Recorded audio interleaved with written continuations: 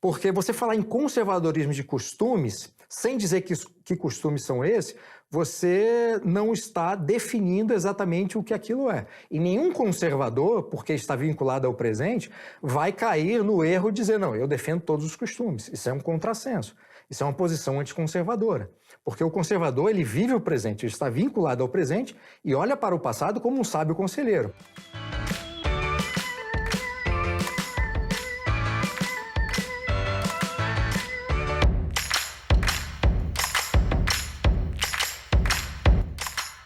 Assim, a gente tá indo para os autores conservadores, né? Os mais recentes, sim, até porque tem muitos fenômenos sociais e econômicos, desafios que se impuseram na vida da sociedade, que autores do passado não se preocupavam com isso, ou a realidade era muito distinta, né? A própria organização do Estado, os próprios serviços e responsabilidades que os estados do passado, que as organizações políticas tinham, eram bastante distintas do que nós temos hoje, né? Mas o próprio Scruton, que você citou, era um autor que tinha uma visão a respeito do progresso econômico, do desenvolvimento econômico, como sendo um dos elementos-chave para poder vencer a pobreza, por exemplo, né? Ao mesmo tempo que existe uma separação interessante, né? Alguém inventou, eu não sei quem foi, mas se disseminou como uma praga, como uma erva daninha, uma expressão que eu detesto e combato vigorosamente, que é o tal do conservador nos costumes e liberal na economia, né? Quem criou isso? Quem criou isso? Eu não sei, enfim, mas o sujeito foi bom na frase, porque a frase pegou igual aquelas músicas dos anos 80, que entravam na rádio e você não conseguia esquecer a porcaria do refrão, né? Mas, de qualquer forma, é uma frase muito equivocada. Primeiro, porque você falar em conservadorismo de costumes, sem dizer que costumes são esses, você não está definindo exatamente o que aquilo é. E nenhum conservador, porque está vinculado ao presente, vai cair no erro de dizer, não, eu defendo todos os costumes. Isso é um contrassenso. Isso é uma posição anticonservadora. Porque o conservador, ele vive o presente, ele está vinculado ao presente e olha para o passado como um sábio conselheiro. Olhando para o passado como um sábio conselheiro, ele vai ver exatamente o que deu certo, o que não deu certo, para pegar aquilo que resistiu aos testes do tempo no presente, aprimorar, e aquilo que não é positivo, mas que também sobreviveu aos testes do tempo, eliminar ou reformar, se for possível de reformar. Então ele não vai conservar todos os costumes, porque tem costumes que são específicos de uma época. Eu nem vou dizer que são explicados ou justificados pela época, não é essa a discussão, mas são costumes específicos de uma época. Com os olhos do presente, a gente pode julgar se esse costume era certo ou não. Costumes que conservadores do século XIX, do século XVIII defendiam, às vezes até como sendo costumes conservadores. Mas o tempo passa. O conservador, porque está vinculado ao presente e porque tem esse passado, né, como sábio conselheiro, ele vai poder fazer uma análise e dizer, não, isso podia até ser um costume do passado, um costume que pelo menos uma parcela dos conservadores defendiam, mas do século XXI isso não faz o menor sentido. Então, conservador nos costumes é um erro assim, absoluto. E liberal na economia, aí é um outro problema. Os conservadores já há séculos são defensores da economia de mercado. Embora governos conservadores em países diferentes fizeram intervenções no mercado por razões X, Y, Z, que agora, no século XXI, a gente pode analisar se estavam certos ou errados. Mas não há um problema de uma perspectiva conservadora que o Estado faça intervenções, tá? A priori, entende? A gente pode, a partir do momento em que até um governo conservador colocar um tipo de intervenção, os conservadores acender a luz vermelha e dizer, não, mesmo você sendo um governo conservador, isso está errado. Isso já se mostrou fracassado no passado e você, governo conservador, está tentando trazer uma coisa que já se provou equivocada. Não pode ser feito.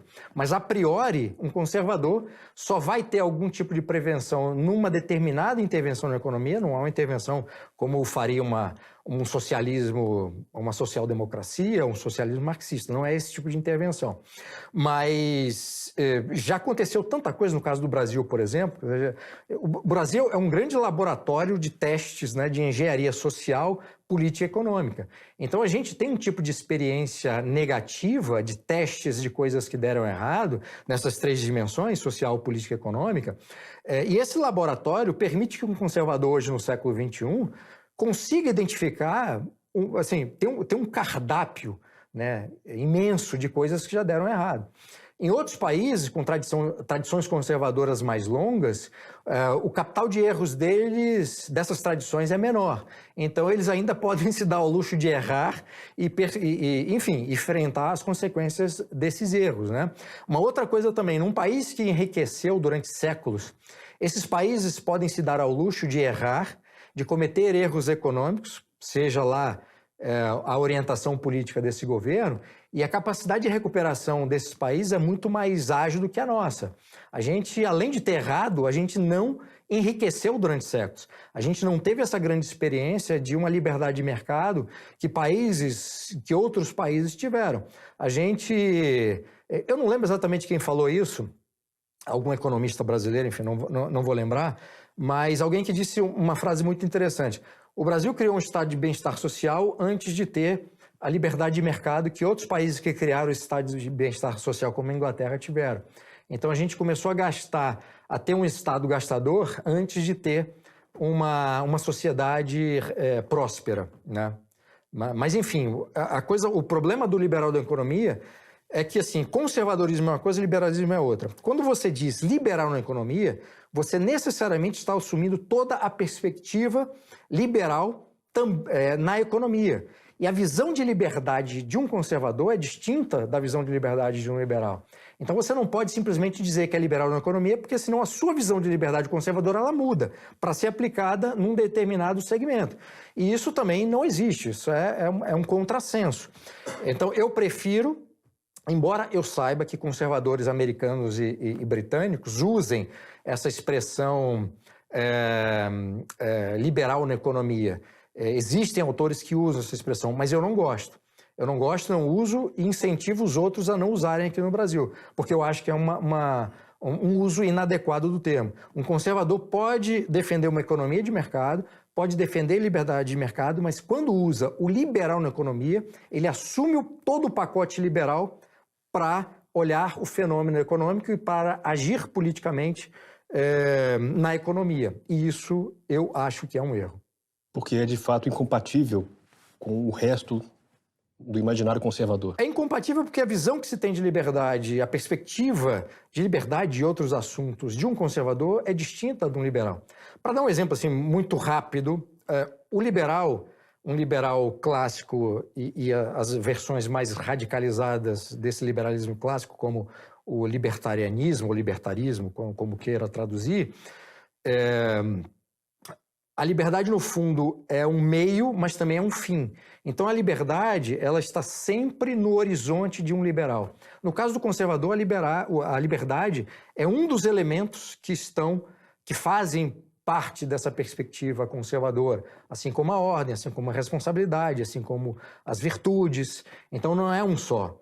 O liberal coloca a liberdade como esse meio e como norte, o conservador coloca a liberdade como sendo um dos elementos, um dos tantos elementos que compõem essa perspectiva conservadora. Quando você diz liberal na economia, então você está deixando de ser conservador, né, também na economia para usar uma visão restritivamente liberal. E por isso que eu considero isso um erro.